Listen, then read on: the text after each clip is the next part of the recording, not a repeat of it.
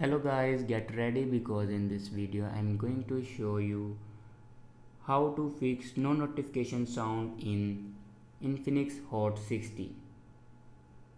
So watch this video carefully and follow every step as I'm showing in video, and don't forget to subscribe the channel. So let's start the video. First of all, open settings.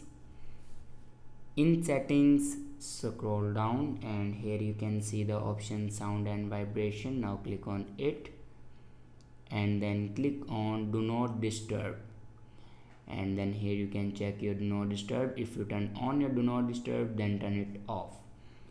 After turn off your do not disturb, then go back and click on notifications, and if you turn off your notifications, then turn it on. After turn on your notifications, then go back and click on my phone and then click on check for updates. Now again click on check for updates. Now here you can check your latest version will be updated or not.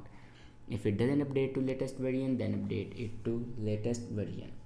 After update a latest version, your problem will be fixed. I hope this video is helpful for you. Thanks for watching.